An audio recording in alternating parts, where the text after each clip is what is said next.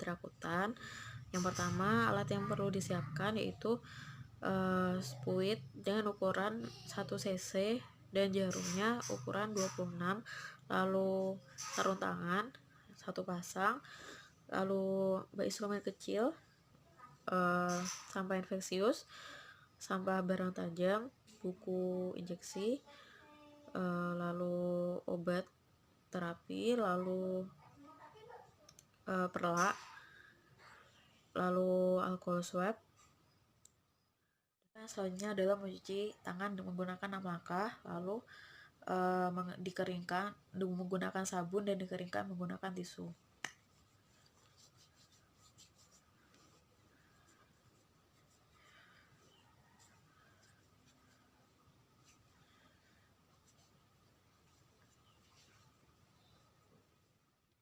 Yang selanjutnya adalah menyiapkan obat menggunakan 8 benar, yaitu yang pertama adalah benar pasien. Kita cek dulu nama dan tanggal lahir pasien, lalu kita sesuaikan dengan informasi yang terdapat pada gelang pasien dan juga advis yang diberikan oleh dokter. Lalu yang kedua adalah benar obat, itu sesuai dengan advis dokter.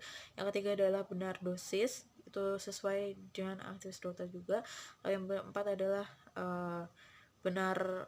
benar waktu, itu rentang waktunya kapan saja. Lalu yang kelima adalah benar rute,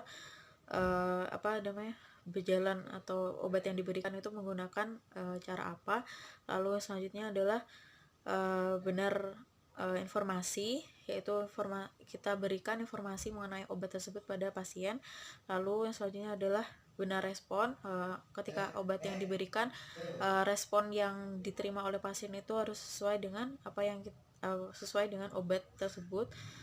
Lalu yang selanjutnya adalah benar dokumentasi, itu dengan mengisi nama, tanggal, lalu obat, lalu rute, lalu dosis, dan juga nama pemberi obat dan juga tanda tangan pemberi obat, dan harus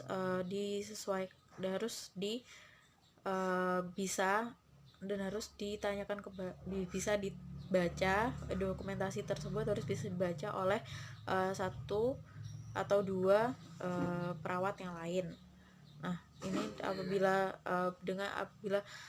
untuk meminimalisir kesalahan itu kita koreksi kembali 8 benar kita pada 2 bidan atau 2 perawat yang lain agar meminimalisir kesalahan.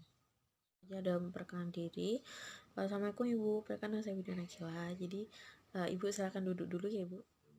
Selanjutnya adalah menyampaikan tujuan dan prosedur pada pasien. Ibu sebelumnya namanya siapa nggak Ibu, sama tanggal lahirnya? Coba saya cocokkan dengan data yang ada di gelang Ibu nggih. Sama nggih. Jadi tujuan untuk pemberian obat intrakutan ini yaitu agar Ibu mendapatkan obat sesuai dengan advis dokter dan juga sesuai dengan kebutuhan Ibu.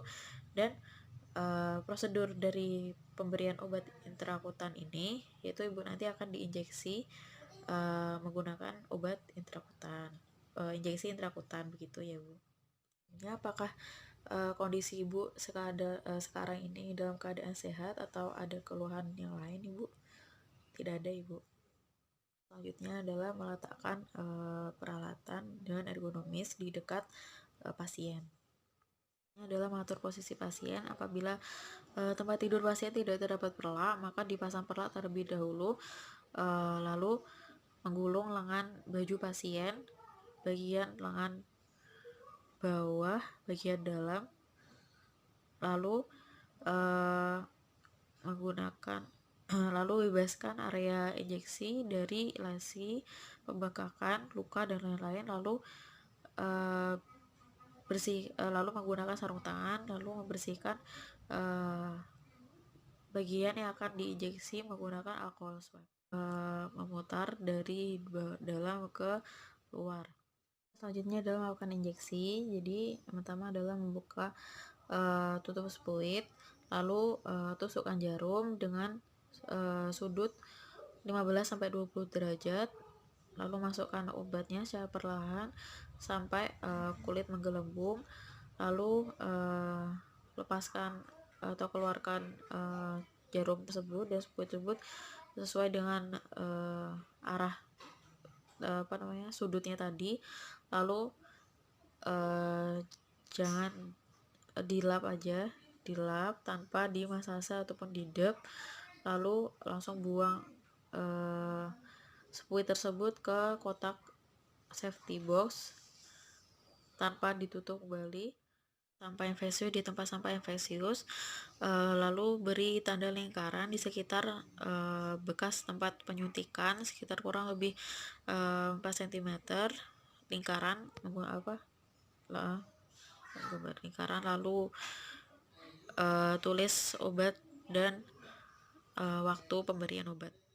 Yang selanjutnya adalah melakukan evaluasi, yaitu membereskan pasien dan menanyakan kondisi pasien setelah melakukan injeksi tadi dan berpamitan dengan pasien.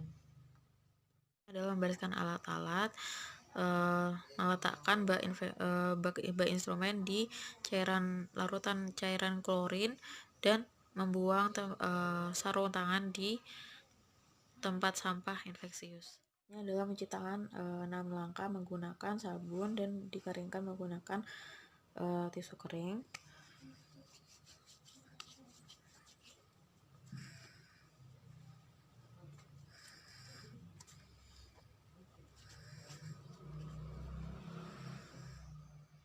Lalu yang selanjutnya adalah melakukan dokumentasi. Dokumentasinya itu dituliskan di obat di buku injeksi.